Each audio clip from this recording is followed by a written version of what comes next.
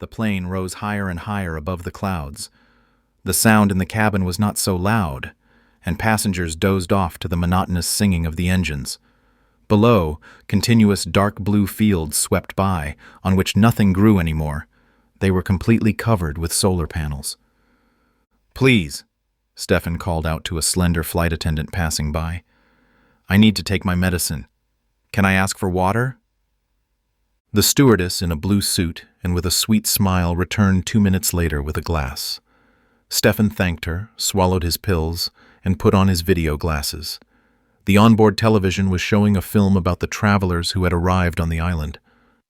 Stefan forced himself to watch for a while, but the movie didn't interest him at all. He put down his glasses and went deep into his thoughts.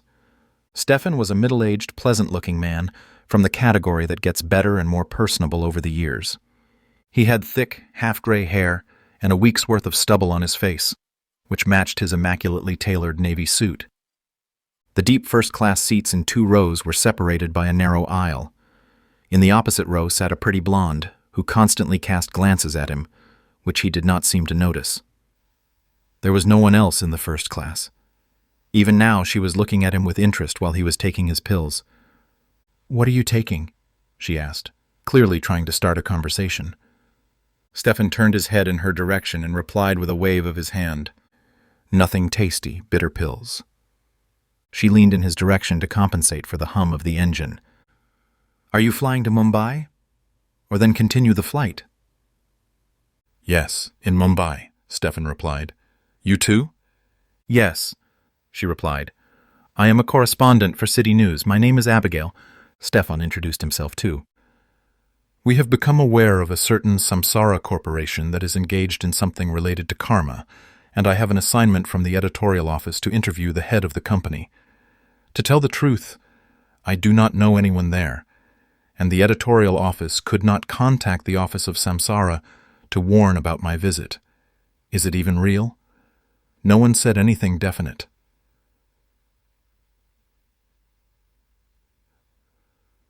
"Well, maybe you're lucky, because that's where I'm going," Stefan said.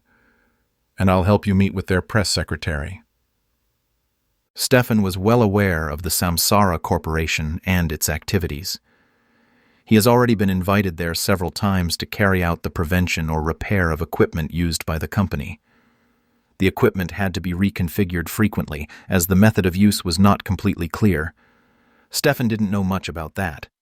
The existing installation was a modification of a magnetic resonance imaging machine manufactured by Siemens. A patient who wanted to improve his mental state was immersed there, and thus supposedly improved his karma, setting him up for good deeds. It was all complete nonsense and deception, but the company paid him substantial fees for each visit. He was a good electronics specialist, and let the medical and legal side of the case be handled by doctors and lawyers. Each time Stefan rebuilt the magnetic circuits of the device according to the collected data provided to him by Pranab Shah, who directly operated the installation, received his fees, and left the clinic until the next time. Pranab Shah was an eccentric professor of medicine who did everything except medicine itself. However, he had an outstanding mind and ability to work, and even taught at a local university. Judging by the frequency of his visits, the device was still far from perfect, but Stefan believed every time he left the clinic that this might be his last trip to Mumbai. But it happened over and over again. The plane finally landed. Stefan's ears were blocked, and he didn't hear what Abigail said to him. When they were invited to the gangplank, Abigail purposely lingered in the aisle to get out with Stefan. "You didn't answer me," she said. "I must have listened," Stefan replied. "I suggested that you stay in a hotel. Which one are you going to?" "I have a room reserved at Trident Nariman Point. I always stay there. I like the sea view, and it is not very expensive. I do not know any place in this city, so I will stay at the same hotel. You don't mind, do you?" "What is it?" she asked. "Of course I don't mind," said Stefan, who was already getting bored with this loud, talkative American woman. In the taxi, Abigail chatted incessantly, turning her head and asking questions. Finally, we reached the hotel. Stefan got himself an executive suite. Abigail absolutely wanted to get a room next to his, but more modest, but there were none, and she had to take a standard room at the far end of the corridor. After settling in, Stefan called the clinic, made an appointment for tomorrow, and went down to the lobby bar. At the bar, he got himself a cognac and started reading the messages he had received during the flight on his smartphone. "So I found you." Abigail climbed onto the chair next to her and beckoned the bartender over. "What do you drink here? Exotic?" "What is it?" she asked. "I can suggest gin with blackberry and raspberry infusions mixed with tonic. Bombay Brimley Gin and Tonic," the bartender said quickly. Abigail also asked about other cocktails, but nevertheless settled on the suggested one. "Stefan, have you already agreed with Samsara about visiting?" "Yes, they are expecting me tomorrow at 10 in the morning." "What a nightmare, I won't wake up by this time," she babbled. "Can we go there later?" "Abigail?" Stefan began. "Just call me Abby. I don't like being treated so formally since childhood, as if a math teacher is talking to me." "Okay, Abby. I can't manage my time as freely as you can afford it. You could come there the next day, after I had talked to the director of the clinic and could introduce you." "I guess you're right," she laughed, and nodded to the bartender to repeat. Stefan hadn't planned on taking her to bed on her first day, but Abigail didn't seem to mind at all. She was having a lot of fun, often leaning over and hugging him. Stefan kept up the conversation as best he could. Of course, her speech soon became slurred, and Stefan had no choice but to escort her to her room. After slamming her door, he returned to his room, took a shower, and went to bed. The next morning at 10 o'clock sharp, he was at the building where the clinic was located. Stefan was a little surprised that there were now frowning armed guards at the entrance. The building itself was surrounded by a fence. The entrance to the underground parking was protected by automatic lattice gates. Security cameras were installed everywhere. Pranab Shah and another employee greeted him very kindly. They walked past the guards, who obediently parted as soon as they noticed them, and took the elevator to the 5th floor, where the administration was located. "Let me introduce Mr. Ambrose Taylor, our general sponsor from Massachusetts." Pranab Shah pointed with his palm at a man in a gray suit who came out into the hall from the next room. "Stefan Lenz," Stefan introduced himself. "You're the lens guy, the best specialist from Siemens," Taylor said. "No, Mr. Taylor, I haven't worked for Siemens for a while." "That's great, Mr. Lenz. We would not like to have them in competition. We are thinking of offering you a permanent place with us in Samsara," he continued. "You see, Mr. Taylor, I do not plan to move to India. All this is temporary. We plan to move all this to America, but this is still a big secret." Taylor laughed and allegedly gaped at himself. "What would you like, dear Stefan? The best coffee in Mumbai or the incomparable tea from Sri Lanka?" Pranab Shah spoke up. "I'll have the perfect Sri Lankan coffee," Stefan laughed. "Tea from Sri Lanka," Taylor interjected. "Isn't that what you said, Pranab?" Stefan looked at Pranab, who responded with a knowing look. "Coffee, Mr. Lenz, then?" "Yeah," Stefan replied. Taylor, meanwhile, was already talking to his assistant, looking through some papers. Stefan and Pranab discussed over coffee the data that Pranab had prepared for the changeover of the installation. Then they, accompanied by 2 guards, went into the hall where the equipment itself was located. Stefan noticed that the installation had been moved to the basement, where a kind of spacious operating room was equipped. "Do you think it will work better in the basement?" he asked Pranab. "All the walls here are covered with permalloy and copper. How do you like our new clinic?" he replied. "Well, then it makes sense." There were 2 people from the installation maintenance staff in the room. They stood up in silence and walked to the wall. The guards stood on both sides of the front door. There was also a bed and a bare operating table in the room. There were already 2 magnetic resonance imaging machines standing side by side. "Pranab, why are there 2 of them? Have you already completely dealt with one of them?" "Well, yes, Stefan. We are expanding, except for this one. We have one in reserve all the time, in case of failure." "You're kidding. Siemens and rejection?" "Well, no, the settings will be different. for different psychotypes. Besides, your fee doubles, I forgot to tell you. Stefan thought about it. Wow, we paid for the second one and doubled the fee. Why am I asking unnecessary questions? It is necessary, then it is necessary. He and Pranab went deep into their work. When Abigail woke up, it was already noon. She tried to remember everything that had happened the night before, but soon gave it up and went to the shower. After finishing her breakfast and coffee, she searched the internet for the location of Samsara. She found the company, but the address was missing. The taxi driver she called also didn't know anything about it. They drove around the city for a long time in a car decorated with Hindu deities. Finally, the taxi driver brought her to the hospital to find out something there. Please excuse me, do you know where the Samsara Clinic is located? What is it? She asked the receptionist. Unfortunately, no, miss, the black-eyed girl replied. Abigail began to approach the waiting patients. No one answered anything intelligible. Suddenly, someone tugged at her sleeve. She turned around. An elderly woman stood in front of her, staring at her with her colorless eyes and moving her toothless mouth. Abigail didn't understand the meaning, but one of the patients translated it into English. A man is born and dies. The soul lives forever and is placed in a new body. I will die and become your daughter, and you will die and become a mouse.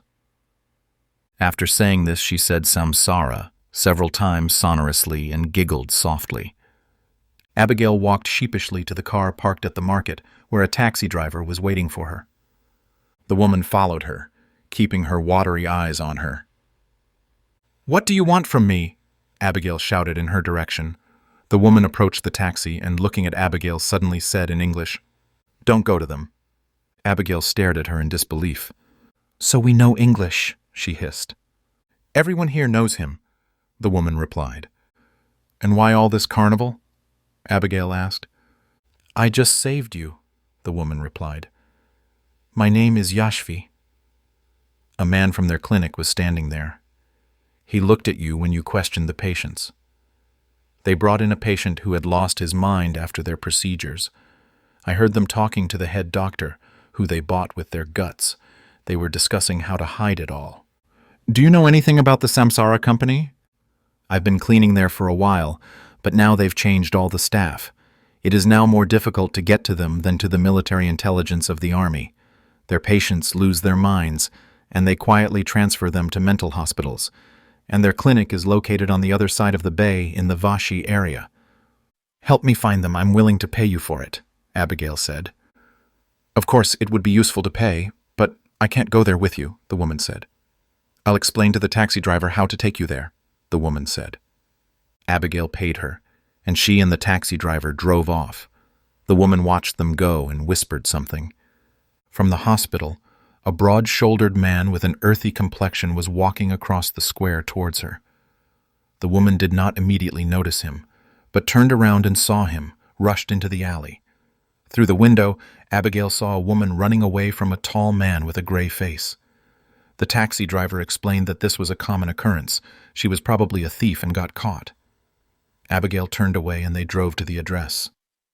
The man was in no hurry. He was chasing prey like an experienced hunter. The woman ran into a residential slum, tripped over some benches and basins laid out on the ground. Finally, she found herself at a dead end in a courtyard.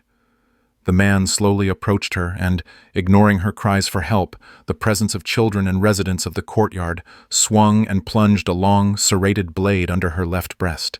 Then, pulling it out forcefully, he turned and walked away, wiping the blade with a paper napkin. The woman slowly sagged with glazed eyes. Stefan, having finished his work scheduled for today, asked Pranab about his plans for the evening. He replied that he had forgotten to warn him that Taylor had invited them to lunch at 6 o'clock. In turn, Stefan remembered his promise to introduce Taylor to Abigail. "Pranab, can I see Taylor before lunch?" he asked. "I think so," Pranab replied. "Among other things, I have to inform him about the work done today." They went up to the 5th floor, passing many doors and guards. "Pranab, I'm sorry for asking why there is such heavy security. This has never happened before." "It's all Americans. They see competition and industrial espionage everywhere." "What about the local authorities?" Stefan asked. What about the authorities? Pranab replied. They are bought and overbought again. Taylor is on excellent terms with the mayor of the city, who, by the way, will be at your lunch today. They entered Taylor's office, the door of which was wide open. In this way, Taylor demonstrated his loyalty to his subordinates. Oh, I'm so glad to see you again, Mr. Lenz. Did Pranab warn you about lunch at Mumbai's best restaurant? Mr. Taylor, I really didn't expect such a luxury. What are you? What are you, Mr. Lenz? Don't be modest. You are the most important person here at the moment. We all depend on you. May I call you Stefan? Of course, Mr. Taylor. I have a small request for you. An American woman, a journalist from New York, was on the plane with me. She really wanted to write about the Samsara Company. Stefan didn't miss the momentary expression of annoyance on Taylor's face. Well, of course, the press is our very first support in promoting our services, said Taylor. Our press secretary will meet with her tomorrow. They went down to the main entrance of the building. After leaving the clinic, Stefan saw Abigail standing nearby. Mr. Taylor, may I introduce you to the city news reporter, Miss Abigail Morgan? Miss, Taylor bowed slightly and looked at her. Well, I don't think Miss would mind if I asked her to have lunch with us. Of course I won't refuse, Abigail replied happily. Several limousines took them and several other company employees to the Namak restaurant. They were also followed by 2 black Land Cruisers packed with security guards. After they settled down in the places specially prepared for them, the procession of the mayor, who dressed in a national costume with a turban, entered the restaurant hall. Mr. Arush Ram, please love and honor Stefan Lenz, our invaluable specialist from Europe. Taylor also introduced the others present. The municipal head was small in stature, with a mustache and a large nose. He somehow immediately set his sights on Abigail and transplanted her to his left hand. Of course. Abigail couldn't refuse him. She curled her mouth at Stefan and rolled her eyes to the ceiling. Stefan just winked at her cheerfully. Lunch was noisy. The mayor was making the most noise, all the while saying something in a mix of Hindi, Marathi, and English. At times he was gallant and would dig out monstrously clumsy compliments for Abigail. Every time she would fake a laugh and glance at Stefan. It was after midnight when lunch was over. Everyone began to disperse. Arush Ram said goodbye to Stefan, then shook Taylor's hand for a long time. As they led him away by the arms, he mumbled something monotonously, looking back at Abigail. His entourage tried to explain something to him, but he repeated the same combination of sounds over and over again. Stefan asked Pranab what was going on there. You see, Mr. Ram is at a loss why Abigail is not going with him. They try to explain to him that she is a journalist, an American, a guest. He can complain to his consul. To which he cursed the American consul and repeats it all the time. Don't memorize these words. You don't need to. The next morning, Stefan stood in front of the entrance to the Samsara Clinic with German precision at 10. Pranab escorted him to Taylor's office, where he was not. 10 minutes later, Taylor came in, apologized for being late, and said he had to sort out some formalities urgently. Mr. Lenz, have you thought about my offer? What is it? He asked suddenly. What kind, I'm sorry? Stefan replied.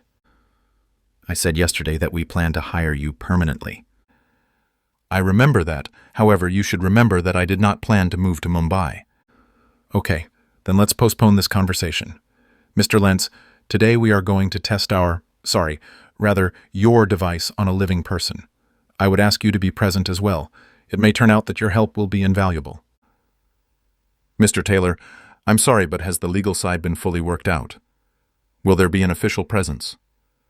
Commissions of the Ministry of Health Protection. I remember back at Siemens, when we tested Magneto Avanto, the hall was full of representatives of various commissions and ministries. So it was in Europe, right? Everything is much simpler here. Of course, all the necessary authorities will be represented. Why do you think we are in Mumbai now? Everything is cheaper and easier to do here. When the device is fully functional, it will adorn a clinic in the United States, where I hope we will work together. There and only there the clinic will bring real income. They went down to the lower floor of the building where the installation was located. Stefan still did not understand how this serious man could be led on by empty conversations about improving a person's karma, with which they were entertained by Pranab Shah. On the other hand, looking at the relationship between Taylor and Shah, it was obvious that Taylor was completely dependent on the professor. It turns out he believes this weirdo. The patient was already lying on the CT scanner table. The necessary sensors were connected. The commission sat separately. Stefan was placed closer to the device, as his intervention might be required. The patient was smiling at something, listening to the assistant scurrying around the devices. Pranab left Stefan and went to the installation. "Dear sirs," he began, "you are present at the first test of the Samsara device. The device will significantly improve the patient's karma within the next half hour." There was a sound from the commission that Stefan would have considered smacking his lips, but perhaps it was some kind of local interjection, signifying agreement to begin. Pranab turned to the installation and suddenly completely transformed. There was no more eccentric professor. A scientist immersed in the process of experiment worked with the instruments, mastering every nuance, every detail. The patient moved, then again, then his leg twitched. Stefan didn't understand what was happening. Suddenly, Pranab abruptly called out to him, named the necessary parameter, and asked him to urgently rebuild the contours. Stefan instantly and accurately completed the required task. There was a faint clapping from the side of the commission. Pranab turned sharply in their direction, and the applause stopped. Pranab asked 2 more times to rebuild the necessary contours, which was immediately done by Stefan. Suddenly, the device following the patient's pulse emitted a continuous beep. My heart stopped. Stefan instinctively leaned forward, but Pranab's face showed no alarm or panic. He calmly entered some commands, adjusted the potentiometers, and spoke into the microphone of a dictaphone attached to his belt. After a minute, the pulse appeared again. Pranab looked at Stefan, as it seemed to him through the mask, with a smile, and nodded. Stefan immediately went to the installation. "No, I'm not. I don't need anything. Everything is fine," Pranab said, and ordered the assistant to increase the oxygen and inject anesthetic into the system. The pulse was steady and steady. Pranab took off his gloves and mask and walked over to the chairs where Taylor and the commission were sitting. Taylor stood up, shook Pranab's hand, and congratulated him on a successful operation. The commission from the authorities immediately jumped up and began vying to congratulate Pranab. A representative from the Ministry of Health was sleeping in an armchair. Someone pushed him slightly. He started up and tried to get up. Stefan felt that he was heavily drugged. Taylor invited everyone to celebrate the successful launch of the installation. At first, the dinner was full of officiousness and ceremonies, but after the 3rd toast, it gradually turned into a noisy feast. An hour later, Stefan apologized and said that he would like to take advantage of his free day and take a walk around the sights of the city. Taylor didn't object, but nodded to Pranab to keep Stefan company. Objections and assurances that this was not his first time in Mumbai were not accepted. "I must admit, I'm grateful to you, Stefan. I really wanted to get away from this company," said Pranab when they left the restaurant. "But admit it, that's not the only reason you came out with me," Stefan said. "You're right," Pranab replied. "I need to talk to you." "I'm listening to you," Stefan said when they reached the path along the seashore. "First, I have been instructed to offer you a job in Samsara, with a salary of 4 of your fees per month. As you understand, there will be much less work now, and you will have a lot of free time." "That's understandable," Stefan replied. "The next topic is after you agree to work in Samsara. Then you'll have to wait a bit, and I'll have to think about your offer. We're not rushing you." "Then I have a question for you, Pranab," Stefan began. "Did I understand correctly that the patient died for a minute?" "Yes, you're right. But it was planned, and we did a great job with it." "Are you just talking about it? And if he hadn't come to life? Dear Stefan, it's hard to believe, but his soul came out of him, then came back again. Pranab, do you think I'm an idiot? Of course not, and I don't think so. Just believe me. It was our operation that took her out and returned her to her body. After all, this is how reincarnation happens. Can you listen to me now without interrupting? Belief in reincarnation existed in ancient Greece, among Indians and African tribes, as well as among modern esotericists and mystics, supporters of Eastern faiths, associating it with the concept of karma. They believe in reincarnation for its justice and full compliance with logic. May a pious, non-sinful person move from life to life, each time gradually improving the conditions and circumstances of his life.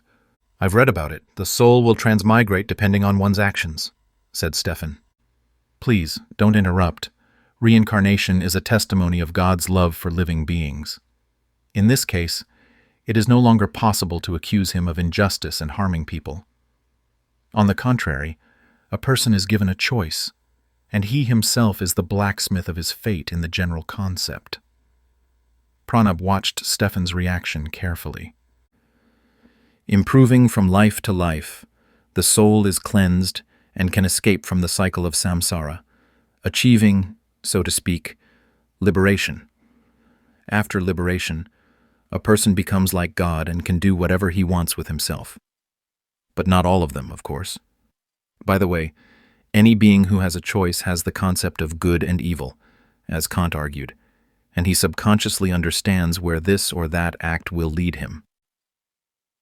And here's the question. Why should I improve my next incarnation if I no longer remember anything that it gives me now in order to deprive myself of even illusory pleasures? Stefan asked. That's right. But at first, only after some spiritual practice, a person realizes that he is a soul and not a mortal body with self-consciousness. Then he begins to follow the path of improving his karma in order to be reborn in better conditions. Some people begin to remember their previous rebirths. Wait, now we are talking about some dubious illusions and frauds. Someone remembered that he was a warrior of Genghis Khan. But what about the experience he gained? No one ever remembers it, Stefan asked. That's right. Most of the memories are erased during reincarnation. By the way, our installation will allow you to maintain this experience. Today's patient will remember everything about his former life. Pranab, are you still saying that his soul left his body and returned? Undoubtedly, Stefan, and you will receive proof of this if you accept our offer of permanent cooperation. Well, returning to the topic of your story, there is an excuse for monstrous commercialism and selfishness in all this. What kind of commercialism are you talking about in our case? Well, that's not how I put it. To improve one's existence, but by doing good to others, because it improves karma. Don't quibble. Hinduism is an ancient philosophy, and everything is carefully thought out there. And our conversation is reminiscent of the conversation between Krishna and Arjuna from the Bhagavad Gita.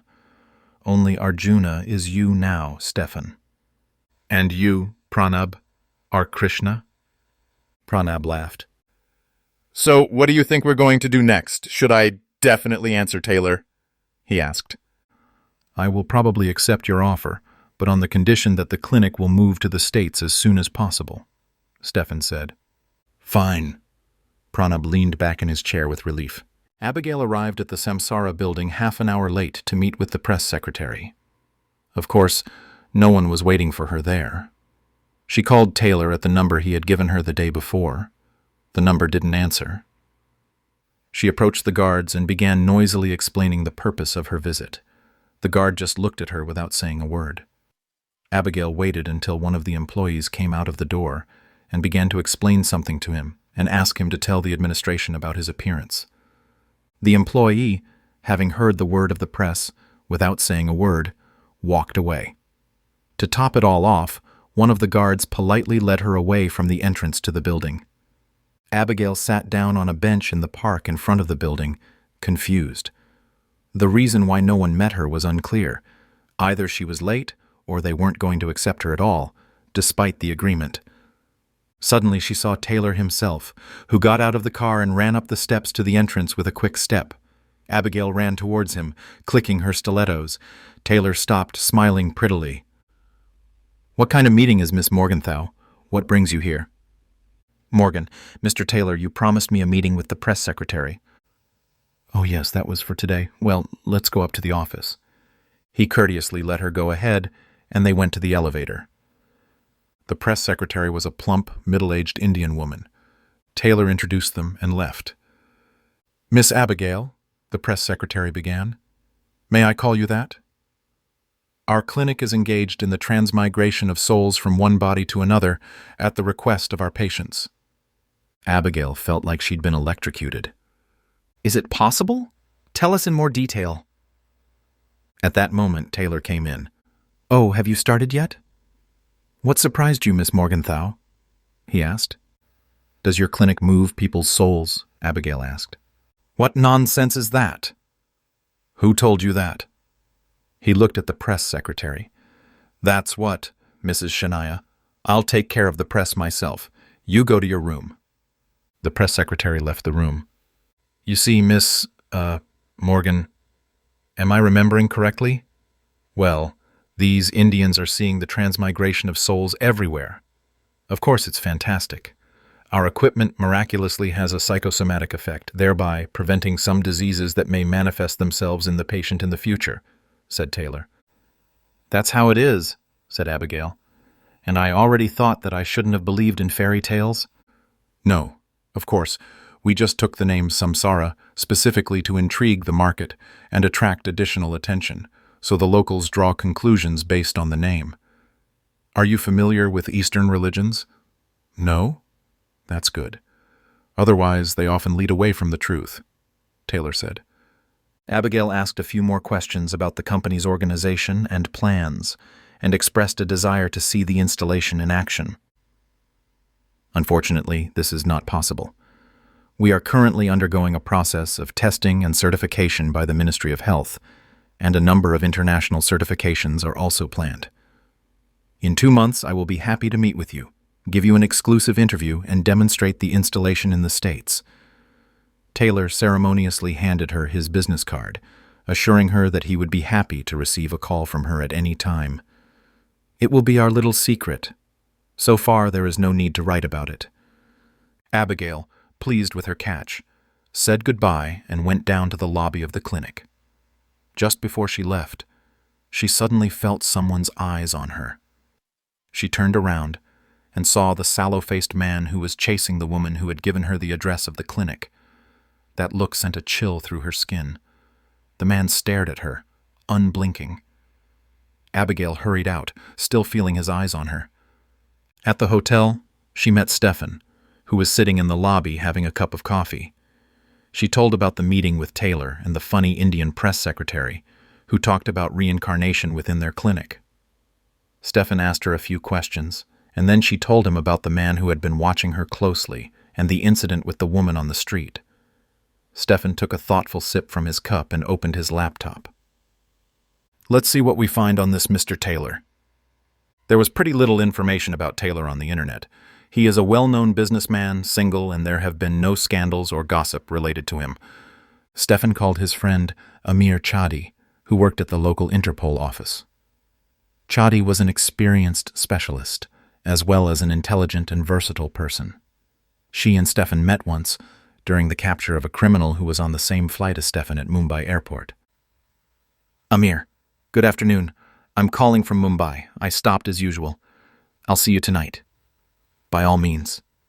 "Amir, I'm asking you to find out something for me. There is Ambrose Taylor, who is related to the Samsara Clinic. I'm asking you to do everything you can about this man." "Okay. See you at the hotel tonight. I'll be waiting in the lobby at 9. "May I be present?" Abigail said. "Abigail, he won't say anything in front of you," Stefan replied. Abigail pretended to pout and went up to her room. In the evening, Stefan met with Chadi at the hotel restaurant. "Hello, Stefan. Why didn't you call? I would have met you at the airport." "But what about a taxi in the city? In order not to take away valuable specialists from work, even friends."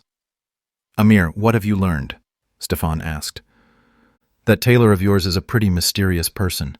We know about the Samsara Clinic, but it is unclear what kind of machinations are being carried out there. He spends his sponsors' money furiously. He has a lot of debts, rents apartments at the Taj Mahal Tower Hotel for a fabulous sum, drives around in an armored Maybach, and has a whole staff of security guards. Samsara opened the clinic in Mumbai, as this name echoes the Hindu religion. It is unclear what they are researching and what their income is. Apparently, so far only the money of the sponsors. We have several criminal cases that lead to his clinic, but there is no evidence against him. In particular, a certain Kumar was seen there, who is suspected of committing contract killings, but there is no evidence against him that is sufficient to detain him. Of course, we can interrogate him as an indirect witness, but this way we will attract attention, which is undesirable. What is this Kumar like? Stefan asked, just in case. He is tall, there is a scar on the right side of his chin, his face is gray, with dark circles under his eyes. It seems to indicate kidney disease. Height about 195. At that moment, Abigail came over to the table. Stefan did not immediately notice her, and she heard the descriptions of Kumar's appearance. Stefan, I'm here. And who you were just talking about, I saw this man in the clinic building, on the ground floor. He looked at me strangely, and I saw him at the market. He was following that woman. Did you see him at the market? There was a murder there yesterday. No one testified, even though a whole crowd saw it, Chadi said. Can you describe him to us and give evidence in the department? Well, you described him yourself. In great detail, I have nothing to add to this, except that I saw his left side and did not notice the scar. However, I'll introduce you to Abigail Morgan. She's from the magazine. Well, it doesn't matter, but she's probably the most attractive member of the press in this time zone, Stefan said. Amir laughed and jumped up to offer her a seat. Abigail sat down and looked triumphantly at Stefan, who pretended not to notice. The waiter jumped up and soon brought her a martini. So, miss, are you ready to testify? Of course I saw her running away from him into the alley. Couldn't you have been mistaken? Stefan asked. What if you're slandering an innocent person? Yes, he looked like an inveterate murderer and rapist. Today I was chilled by his gaze back at the clinic. Amir, wouldn't it be dangerous if she testified? Stefan asked. No, he won't know about it until there's a trial, and then I'm sure we'll put him up against the wall, Chadi replied. Stefan, citing a busy schedule tomorrow, said goodbye to Amir and Abigail and went up to his room. 2 hours later, just after 11 o'clock, Pranab called him. Stefan, I need to talk to you. Maybe tomorrow at the clinic? No, it won't be convenient at the clinic, Pranab said. Then can you go to the hotel? I'm already here. Go down to the lobby, please, Pranab asked. He looked tired and had a dull look in his eyes. Stefan, I don't know where to start, he said. Start over, Stefan replied. Yes, at first, he said. If I had known everything from the beginning, everything would have been different. I didn't tell you everything about our experiments, for which I'm sorry, but I couldn't help it. I had no right. You asked me a question about the second CT scanner, which we also set up today. So they are connected by a waveguide. We were talking about the transmigration of souls, so our last experiment with that person showed that it is possible to extract the soul and return it to the body again. You probably didn't believe me then. Now imagine that you can put two patients side by side and transfer the soul of one into the body of the other. But what about the other's soul? Stefan asked, who chose the moral side of the action out of all the fantasticism of this message.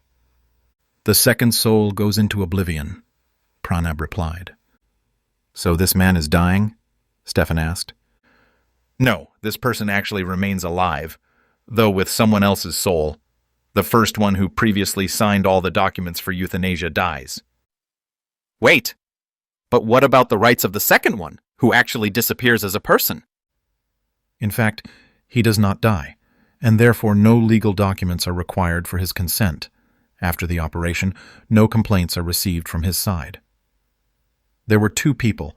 One of them died of his own free will as a result of the operation, and the second, as he lived, continues to live. Everything is according to the law. Therefore, the clinic is being transferred to states where euthanasia is allowed. Then what is the operation on the second one called? What kind of legal action is being performed on him? The second one is told that his presence is necessary for the successful operation as a blood transfusion donor. For this, he is entitled to a significant fee which, ironically, is due to him with a new soul, but Taylor takes it for himself. However, when all this is fully legalized, of course, the donor's relatives will receive compensation, and consent to euthanasia will also be taken from the donor's body to resettle someone else's soul there. I really hope so. But now in the USA, materials are being prepared that will first discuss such a transfer of the soul in the media space, then condemnation, opinion polling, and gradual justification and inclusion in the list of permitted operations. Taylor and her sponsors are doing all this. Have you heard about Overton's windows? Stefan didn't know anything about it, but everything he heard struck him deeply. He can't sleep at night. Thoughts were racing through his mind. However, how can you believe all this? Rather, Pranab imagined all this conspiracy theory, maybe out of guilt, or persecution mania, or something else that is difficult to explain. Pranab also said that he was afraid that since the work was almost completed and all his notes were in Taylor's possession, he, Pranab Shah, the author of the work, would be eliminated at the first opportunity. That's another reason for you to panic. No. Pranab's mind had completely gone from exhaustion and the circumstances. Taylor just doesn't get tired of praising him, considers him brilliant and irreplaceable. The Supreme Odma summoned all 24 Asuras to his palace. Brothers, the order of life on earth has been disrupted. Man has found a way to extract souls and put them into bodies. The path of souls is no longer subject to the laws of karma, but follows their whim. There was a murmur of discontent from those present. With your non-interference, Odma, you gave them too much freedom. This was to be expected. The gray-haired elder Ravindar stepped forward. I warned many times that we allowed them to have too many creative abilities and independence. There were voices of approval. Ravindar, you cannot humiliate a person in his work. He moves his civilization. This is his way. We should not interfere in his activities, but only monitor compliance with the established laws of the world, Odma said. O Odma, here is a case of violating the law of the world. They must be punished. Miranda, the black-bearded giant, exclaimed. Brothers, everything is not so simple. A person, without violating the established laws, has advanced his science to the edge of the subtle world, which is under our jurisdiction. We cannot punish him, continued Odma. We can only prevent him by acting in his world, by his rules. There was silence, and the Asuras realized what had been said and looked questioningly at the Supreme. Odma looked around at everyone present. One of us must go into the world of man in his form and prevent him. This decision puzzled those present. Asuras were not adapted to life in the human world. No one wanted to change the calm world of subtle matter into the seething stream of human life, infinitely diverse, harmonious or contradictory, beautiful or ugly, spiritually rich or meager. Before I make my decision, Odma began, I would like to know who would like to apply their intelligence and abilities and go to a man's world of his own volition. There was silence again. I would like to try. Ranveer, the youngest among the Asuras, stepped forward. Come to me, Ranveer, Odma ordered with a sigh. The others can leave. The hall quickly emptied. Thank you, Ranveer, Odma softened. I would not like to force someone to go against their will. Oh, Supreme, I've always been interested in the human world. I remember even once you punished me for my self-willed visit to Earth, Ranveer said, looking up at Supreme. Odma hesitated. Then he put his arm around Ranveer's shoulders. "You're not going to remind me of all this. Let me tell you about the earth and man." Odma thought about it and spoke slowly. "The earth is their home. Man cannot exist apart from the earth. It is beautiful until a person intervenes and wants to change it in his own way.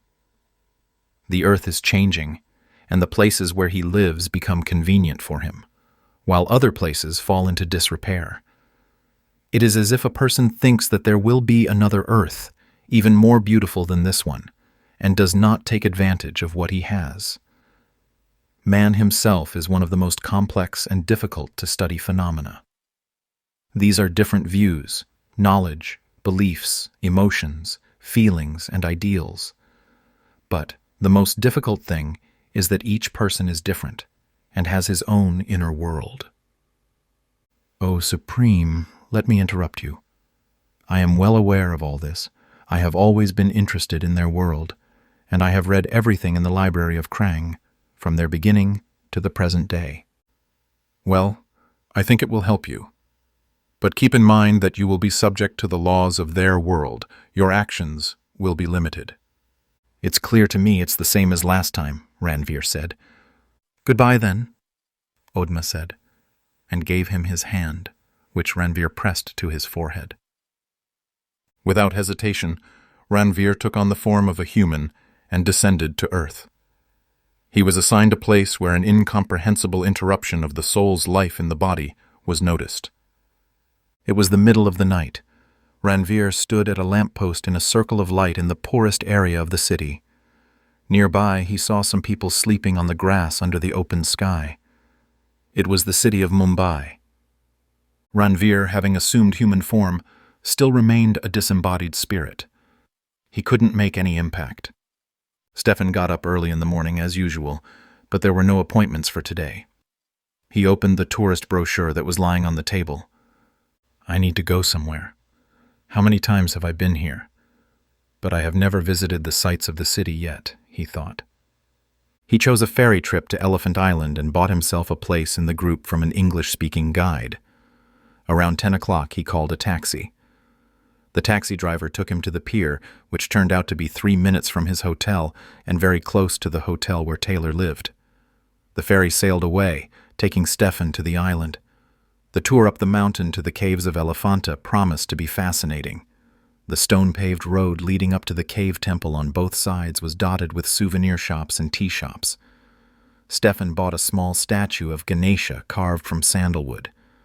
Stefan lagged a little behind the tour group, examining the miraculously preserved beautiful statues carved in stone along the walls of the temple. It was cool in the caves, despite the heat of the city. It was quite dark at the far end of the cave hall. He stopped at a statue of a dancing woman. In the darkness, it seemed to him that the statue of a man standing next to him moved slightly. Stefan started in surprise. Perhaps someone passed through the entrance, and the illumination changed for a moment. Stefan began to examine the statue of a man. Suddenly the statue moved, and a man came out of it. Stefan staggered and grabbed the wall. "Do not be afraid of me, mortal," the man said. "I will not harm you." Stefan couldn't find an answer. "I am Asur Ranveer, a kshatriya of the bright Ishvara Odi. I came down to your world of Kali Yuga to destroy the demon machine extracting souls and restore order on earth," he said. "You, mortal, must help me." Stefan had never imagined such pictures and did not know what he should do or say if he happened to see a supernatural being. Petrified, he stared at Asura. "Do you know a spell that can do this?" asked Ranveer. The question was clear and directed at him. "No, I don't know," Stefan replied, and after a short pause he added, "We don't have spells here." "Mortal, what is your name?" Ranveer asked. "Are you a priest in the temple of the demon machine?" "My name is Stefan. I am the master who helped create the demon machine, and I seem to regret this very much." "Oh, Master Stefan," Ranveer began, "I am happy to meet you. Do not be afraid of me. Be simple with me as with a friend. I will always be there, invisible to others, but in this world I am disembodied, and therefore I cannot perform actions. You must become my hands. Stefan tried to touch it to make sure it existed. The hand passed through him, as if to prove the opposite. However, he gradually began to realize the reality of what was happening, when suddenly his mobile phone rang. "Good afternoon, Mr. Lenz. This is Taylor. We have a problem that requires your immediate intervention." "I'm sorry, but I'm on Elephant Island right now," Stefan replied. "Okay, I'll send a helicopter for you," Taylor said shortly and hung up. Ranveer silently disappeared into thin air. 15 minutes later, a helicopter landed at the dock. Stefan hurriedly got into the two-seater cabin, and the helicopter took off. The clinic had a helipad on the roof, and 5 minutes later, Stefan was already in the elevator going down to the basement, to the installation. There were 2 patients in 2 departments of the unit. He was a very old man, apparently from a rich class, and a boy. With a gray face, Pranab explained that all the parameters were normal, but the boy had died for some reason. Taylor stood nearby and silently listened to Pranab's rambling story. Suddenly, he cut him off. "It's full of nonsense. Tell Mr. Lenz everything as it is." "Mr. Lenz, as you can probably guess, the left side of our installation is a transmitter, and the right side is a receiver. The transmitter extracts the soul from the body placed in it, and the receiver infuses this soul into the body that is in it. Should I believe all this? What is the carrier?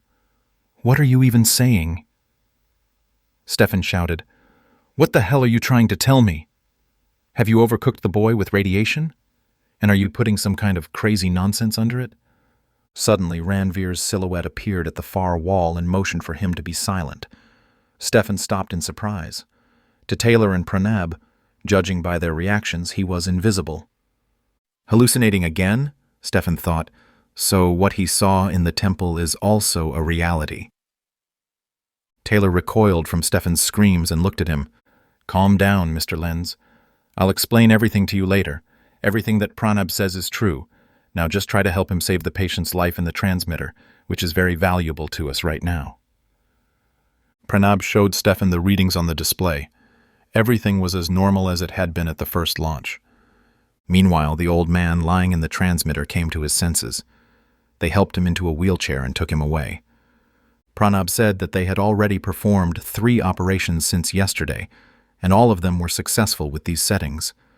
Stefan was absently glancing at the screens, periodically shifting his gaze to Ranveer, who appeared. Suddenly, the man motioned for him to follow him.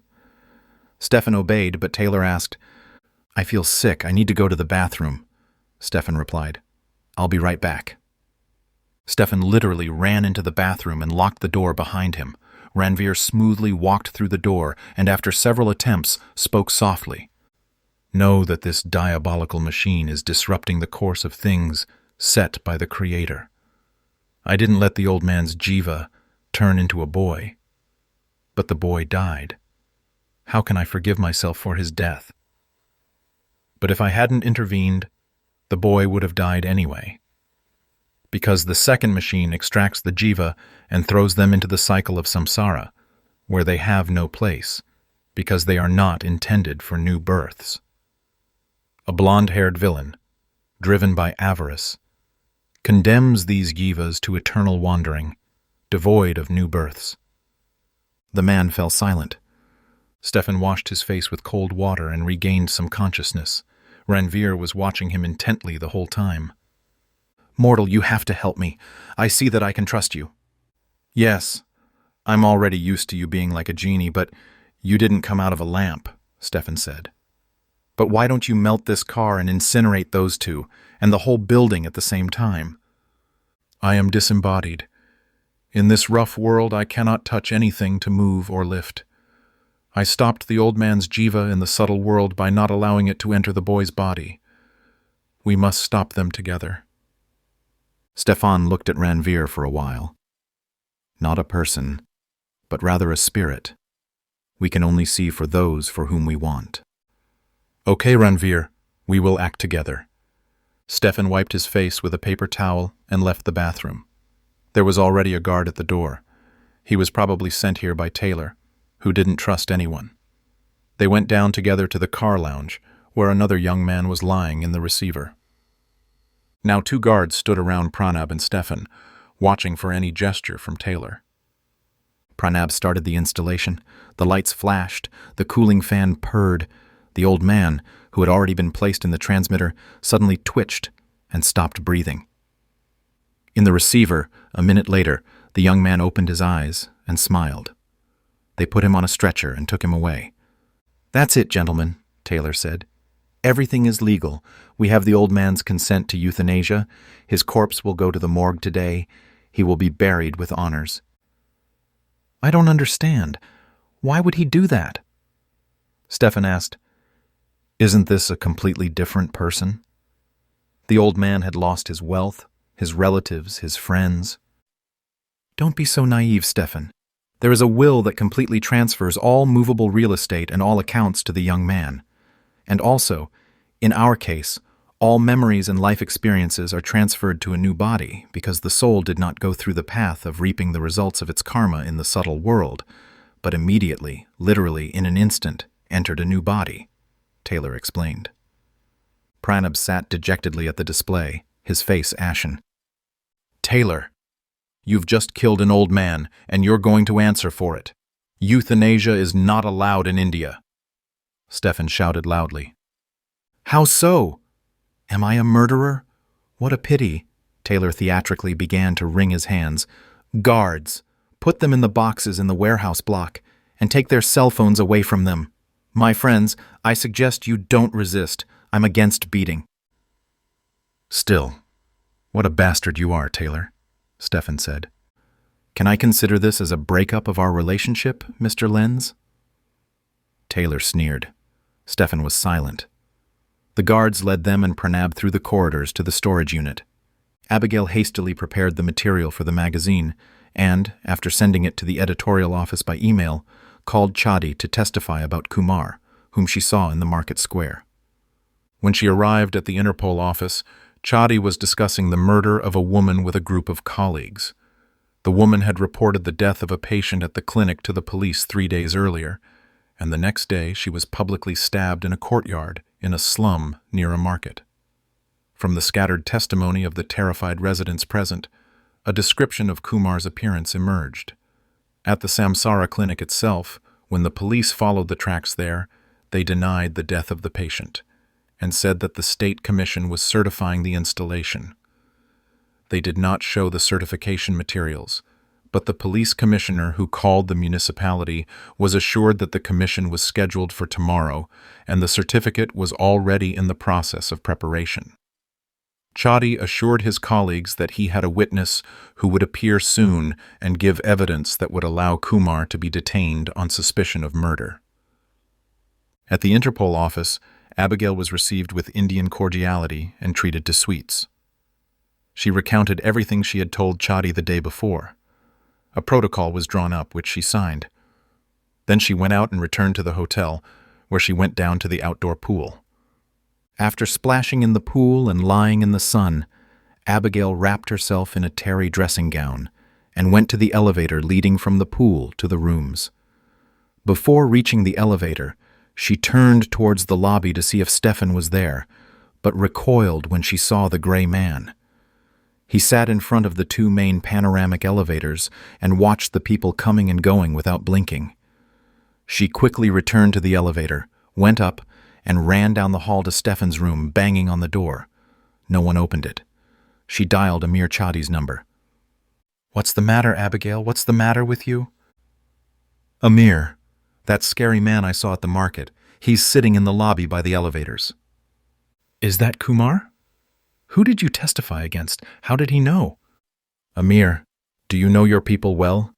They probably have their own police officer." "Don't go out. Wait for me in your room," said Amir. Amir ordered to take 2 employees with him and went to the hotel. When they entered the lobby, they did not see Kumar there. Apparently, he had been warned again. They quickly went into the security room. Amir showed his ID, and they started looking at the exits in the hotel's surveillance cameras. "Here he is, coming out of the service exit. Hurry up. You're intercepting from the street, and you're with me through the kitchen. It'll be faster this way." Chadi and his assistant rushed to make their way through the kitchen to the service exit. Running out of the building, they turned the corner towards the street. His assistant was already lying in a pool of blood. Blood was coming out of his chest in a pulsing stream.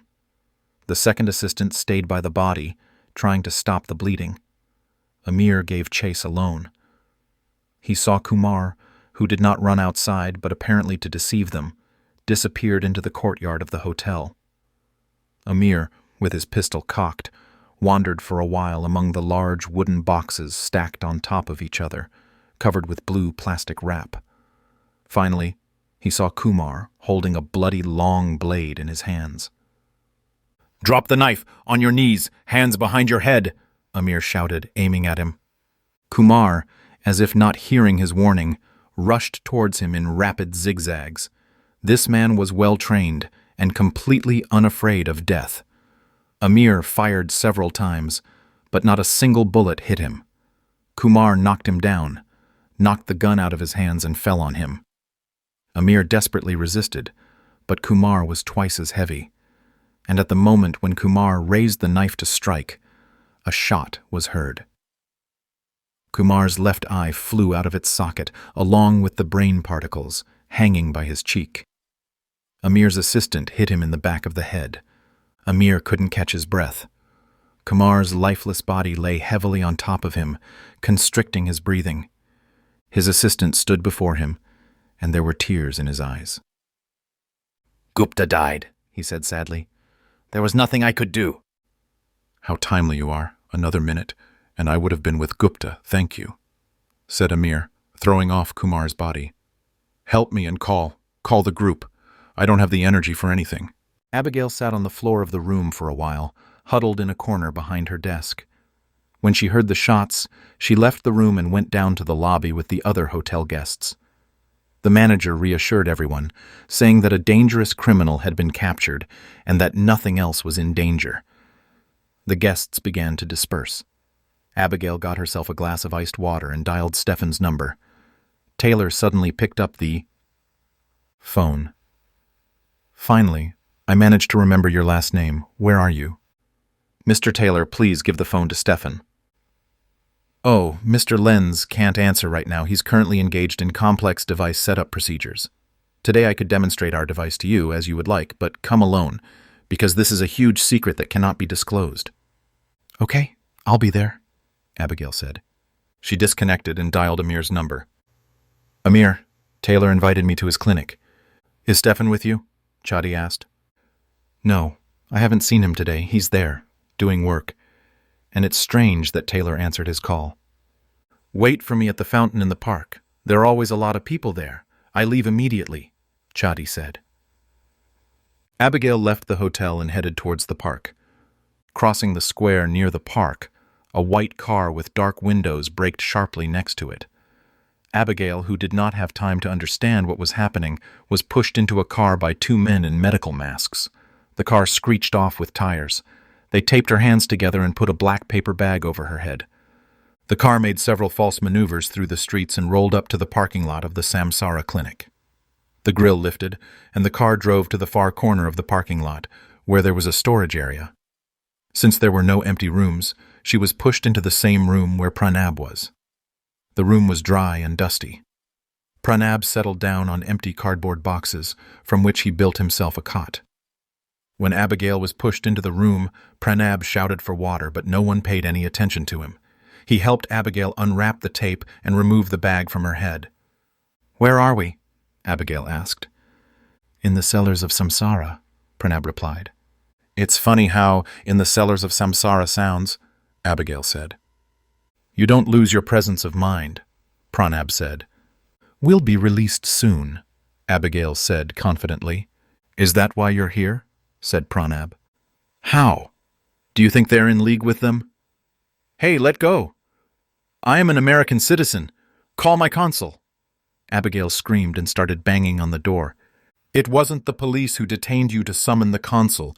Come to your senses. These are bandits," Pranab said. "I am an American citizen. Let me go!" Abigail continued to scream. Two guards came to the screams and the heavy door opened. One of them slapped Abigail across the face, sending her flying against the wall. Then he looked at Pranab and silently, as if just in case, kicked him in the stomach, causing him to double over. The door slammed shut again. Abigail was so shocked that she didn't even cry. Pranab laid her on cardboard boxes. Stefan, being locked in the room, first frantically searched all corners of the room. Nothing came to mind. What should we do next? Suddenly he turned around and saw Ranveer. He motioned for her to speak softly. You acted rather recklessly against the yellow-haired man. You should have acted more cunningly, as if you were on his side. As long as he is not completely sure of the work of the devil's machine, he will not touch you, but will keep you locked up, Ranveer said. I could interfere with the work of the machine again so that he can summon you, but I do not want to cause the death of someone innocent again. They're killing them anyway, aren't they? Stefan said. Yes, but this is their karma, not mine, Ranveer said quietly. How can you strangers not understand this? Okay, Ranveer. Can you just step in for a second without killing anyone? They'll just see the problem and call us, Stefan asked. I'll do it, Ranveer said, and disappeared. After a while, 2 guards appeared, dragged Stefan out of the room and led him into the clinic. Abigail and Pranab were already there with their hands tied behind their backs. Taylor was pacing back and forth excitedly. So, I would like to tell you, dear Stefan and Pranab, that this device is malfunctioning, and today we almost lost another donor. You will have to debug it to a perfect state. Did you hear that? Perfect. Why should we help you when there are no guarantees of our freedom? Stefan asked. Well, I foresaw this development of the situation. He took out a pistol and put it to Abigail's temple. How do you like this option? Abigail began to sob. You won't do it, Stefan said. Me? Won't do it? He pulled the bolt and fired past Abigail's legs. Look, I missed. Repeat it? No! Calm down, you psycho! Stefan shouted. This is for you, Stefan. For a psycho! Taylor delivered a heavy blow to Stefan's jaw, but he stayed on his feet. Remember, my friends, I do not tolerate empty insults. We are human beings, and we must respect each other. Agreed? Untie our hands, Stefan said. Don't be silly, Taylor said, and putting the muzzle to Abigail's temple again, he shouted to one of the guards, Hey, untie their hands. Stefan and Pranab approached the installation. 2 guards armed with rubber truncheons stood next to them. Pranab, there's nothing we can do. Let's go through all the settings again, Stefan said. They checked all the parameters. Everything is exactly the same as the time when the transfer failed, said Pranab. Everything is fine, but it seems as if someone is interfering. That's how it is, Stefan whispered softly. Gentlemen, should I repeat what again? Taylor shouted at them, No secrets from me. Pranab folded his arms. No, we didn't say anything. Stefan pretended to inspect the waveguides connecting the 2 CT scanners. Taylor, do you have any other patients for today? What is it? He asked loudly. There are a couple more. Do you think the device is ready? He asked. The device is fully functional. It was an incomprehensible malfunction. We need to check it again.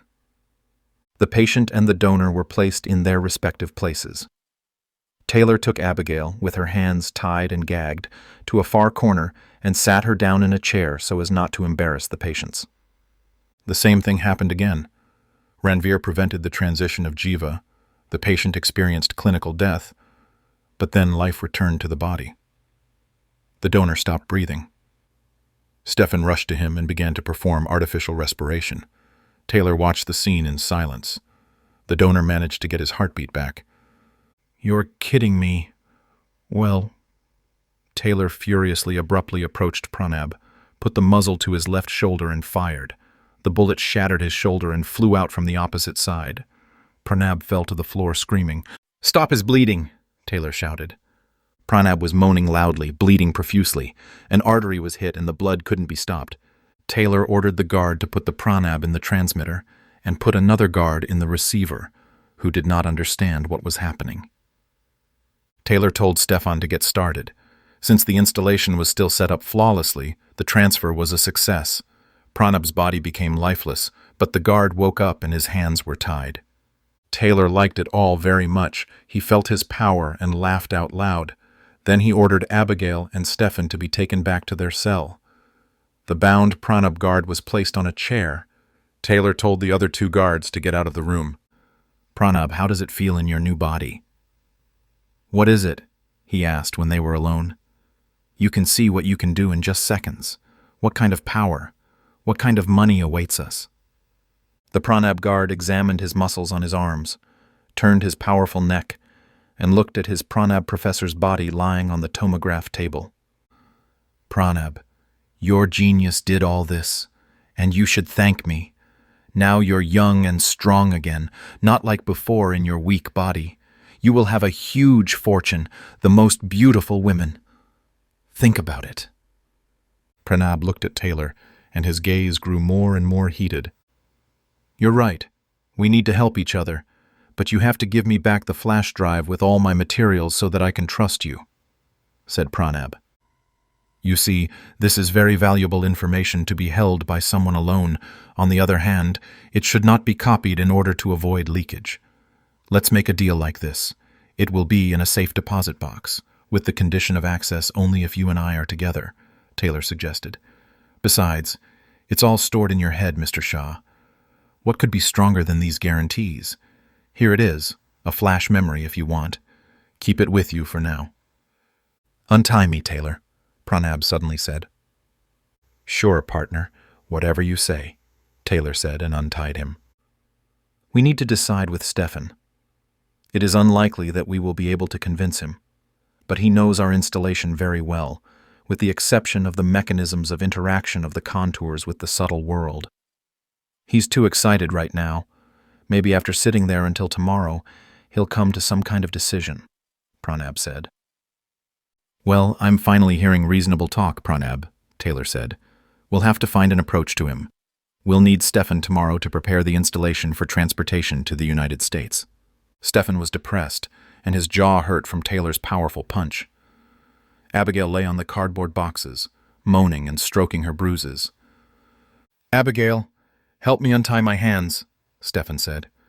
Her hands were tied in front, and she helped to unwrap the tape on Stefan's hands. In turn, he untied her hands. "Stefan, what are we going to do?" "What is it?" she asked, and leaned her head on his shoulder. "I need to think about it," Stefan replied. "They won't kill us yet. They probably need me." "Stefan, why are you so indifferent to me?" Abigail suddenly asked. "Oh, come on," Stefan replied. "I liked you on the plane." "That's not true. You're just trying to calm me down." "I don't care anymore. We probably won't get out of here. I want you to know that I really like you, but it's too late and it's for nothing." She covered her face with her hands. "Come on, Abby. I really like you," he hugged her. "And we'll definitely get out of here. I promise you." Abigail sobbed for a while, but soon calmed down. So an hour passed.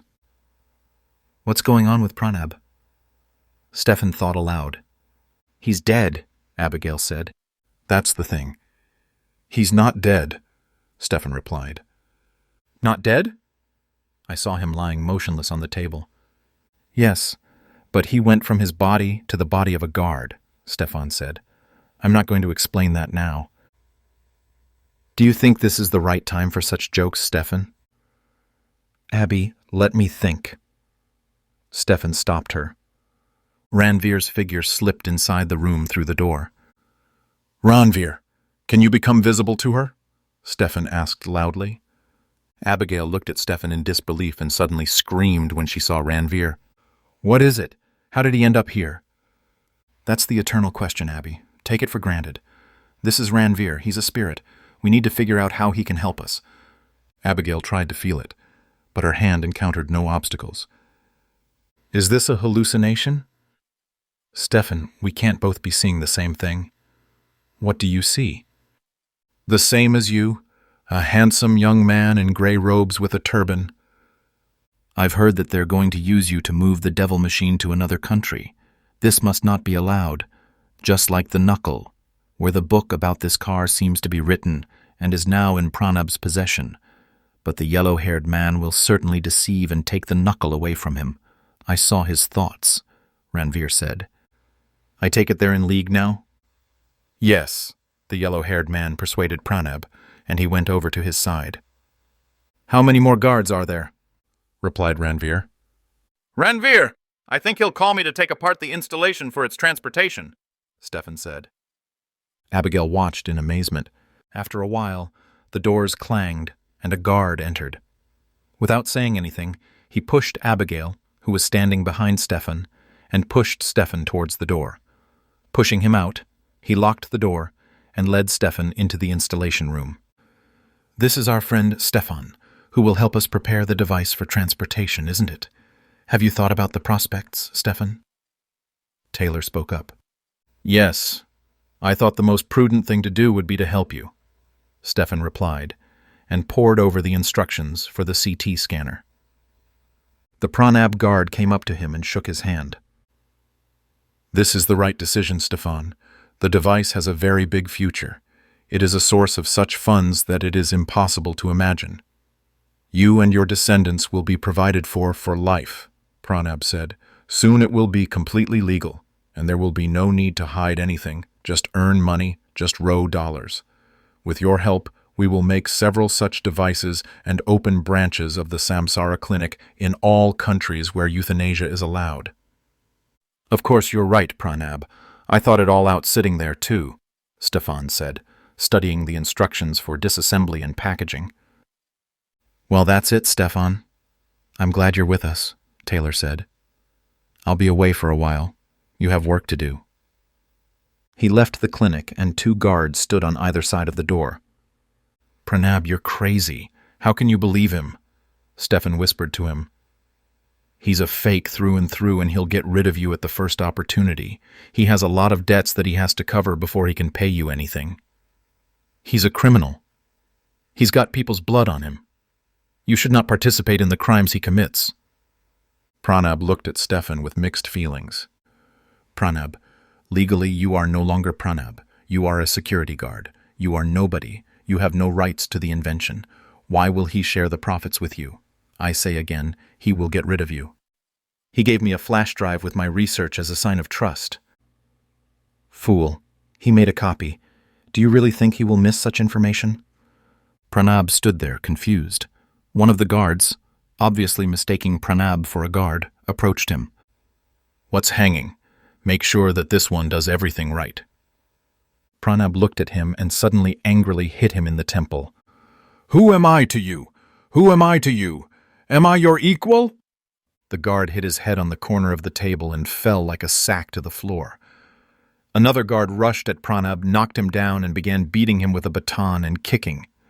Stefan rushed to Pranab's aid, but the guard knocked him down. At that moment the door to the clinic opened, and Chadi entered with a pistol. He fired 2 shots into the air, causing the guard to move away from the blood-soaked Pranab. Chadi, why are you alone? Stefan rushed to him. The building is cordoned off, Chadi replied, and shouted in the direction of the guard. Come on, get on your knees, and so that I can see your hands. The guard obediently knelt down and raised his hands. Chadi, Taylor has gone somewhere. The guard they beat is Pranab, the scientist. Abigail is locked in warehouses. Stefan hurriedly laid out the situation. We need to get her and get out of here. Go where? And these, and Taylor, how to leave such a treasure. His words remained unsaid. A shot rang out and Chadi slowly sank to the floor. Taylor was at the door, leading Abigail by the hair. Stefan, you continue to disappoint me. You have made absolutely no progress in the work that I assigned you when you left, and that Pranab was lying down frivolously. Doesn't he care about all this? So you, he shouted to the guard, bring me the flash drive from his pocket. The guard obeyed the order. That's the whole Pranab. It's in this flash drive. As for you, Stefan, you're not irreplaceable either. Now you're going to help me disassemble and pack the installation, or I'm going to shoot Abigail first and then you. Taylor, come to your senses. The building is cordoned off by the police. You're not leaving here. They're coming for you now. Be reasonable, Stefan said. The guard who was standing closest struck Stefan's legs with a baton so that he fell. Taylor pushed Abigail away from the door to Stefan and turned the muzzle of the gun in their direction. This door will withstand any blow, and an underground tunnel, which you certainly did not know about, will help me get away. He dialed the code on the panel by the front door, and a black rectangle of an underground passage opened in the far corner. Voices could be heard outside the door, and heavy blows could be heard, but the door was too massive to give in. And to Stefan's surprise, who had lost all hope, Ranveer appeared in the room. He was visible to everyone and held a huge, ferocious fire dog on an iron chain. Flames were spewing out of the dog's mouth. Abigail rushed to Stefan and clung to his back, while Taylor, wide-eyed and horrified, began shooting at Ranveer and the dog. However, the bullets couldn't harm the disembodied spirit. But the fire that the dog spewed burned the guard, who fell to his knees in front of Asura and his dog. Engulfed in flames, he rolled on the floor. Taylor, having used up the entire clip, rushed to the tunnel. Ranveer released the chain, and the dog caught up with him at the entrance to the tunnel. A jet of fire burned through his back, ribs, and burst into his chest. His head turned red like a piece of metal in a blast furnace. Sheaves of fire burst from his eyes and mouth. It was all over in a minute. Taylor's blackened corpse lay at the entrance to the tunnel, burning down. Ranveer led the dog to the CT scanners. The dog sent out a stream of flame and turned both devices into molten pieces of metal and plastic. Abigail and Stefan stood apart, not daring to approach Ranveer. After completing the burning, the huge dog sat down at Ranveer's feet.